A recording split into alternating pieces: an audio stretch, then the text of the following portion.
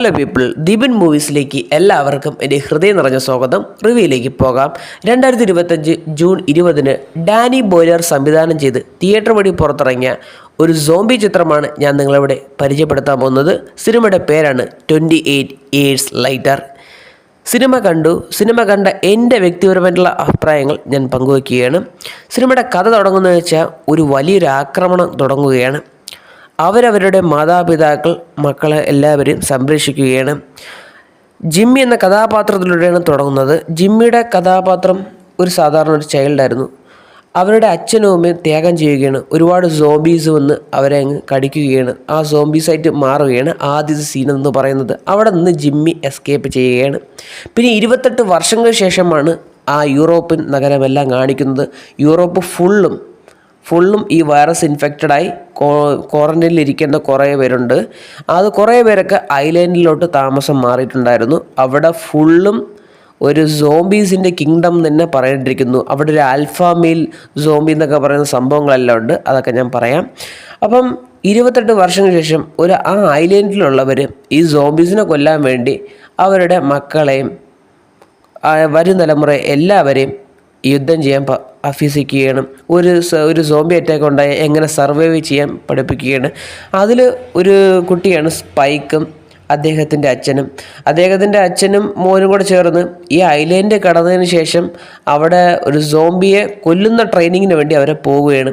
സാധാരണ ഒരു അച്ഛനും മോനും ഷോപ്പിങ്ങിന് പോകുമ്പോഴാണ് ഇവിടുത്തെ അച്ഛനെന്ന് പറയുന്ന അദ്ദേഹം സോംബീസിനെ കൊല്ലാൻ പാടാ മോനെ എന്നും പറഞ്ഞ് വിളിച്ചുകൊണ്ട് പോകണം. നല്ല അച്ഛനാണ് കേട്ടോ.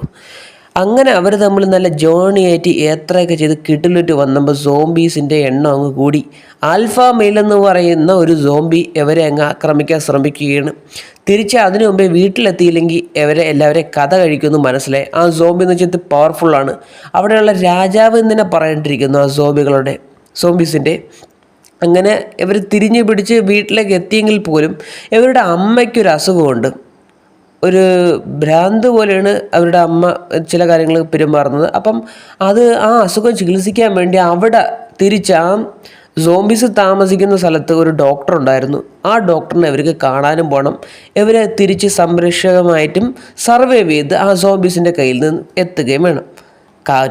ഒറ്റ നോട്ടത്തിൽ പറഞ്ഞാൽ ഈ സിനിമയുടെ കഥയെന്ന് പറയുന്നത് സർവൈവ് തന്നെയാണ്. സ്വന്തം അവരവരുടെ ജീവൻ രക്ഷിക്കുക, പിന്നെ അമ്മയുടെ ജീവൻ രക്ഷിക്കുക. അതാണ് ആ സിനിമയുടെ ഒരു ടോണെന്ന് പറഞ്ഞാൽ. സിനിമ ഒരു യുണീക്കായിട്ട് എനിക്ക് തോന്നിയ കാര്യങ്ങളെന്ന് വെച്ചാൽ ഈ സോംബീസിനെ കാണിച്ചിരിക്കുന്നതെന്ന് വെച്ചാൽ പ്രകൃതിയുമായിട്ട് നല്ല ഇണചേരാൻ പറ്റിയ ഒരു സംഭവമായിട്ടാണ് തോന്നിയിട്ടുള്ളത്. സോംബീസിനെ കാണുമ്പം അവർ തമ്മിൽ അങ്ങനത്തെ നാച്ചുറൽപരമായിട്ടുള്ള സോംബീസാണെന്ന് എനിക്ക് തോന്നി ഒരു നിമിഷം.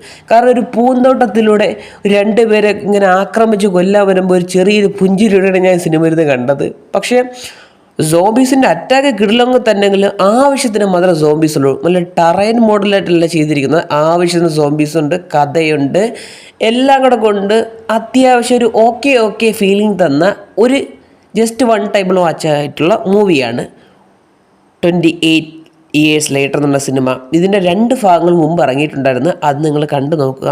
അത് കണ്ടില്ലെങ്കിലും കുഴപ്പമില്ല, പക്ഷേ ഇത് കണ്ടാലും കുഴപ്പമില്ല. അത് നിങ്ങളുടെ ചോയ്സ് ആയിരിക്കണം. എനിക്കൊരു ഫീലിംഗ് ആണ് ഈ സിനിമ എനിക്ക് തന്നത്. അപ്പം ഞാനൊരു 10ൽ എത്ര റേറ്റ് കൊടുക്കുമെന്ന് വെച്ചാൽ ഒരു 6 ഒക്കെ കൊടുക്കും. തിരക്കേടില്ല, കണ്ടിരിക്കാൻ പറ്റും. അപ്പം ഇത്രയൊക്കെയുള്ള സിനിമയെക്കുറിച്ച് പറയാനുള്ളത്. വീഡിയോ ഇഷ്ടപ്പെട്ട് കഴിഞ്ഞാൽ ലൈക്ക് ചെയ്യുക, ഷെയർ ചെയ്യുക, സബ്സ്ക്രൈബ് ചെയ്യുക. വീഡിയോ കണ്ടതിന് വളരെയധികം നന്ദിയുണ്ട്.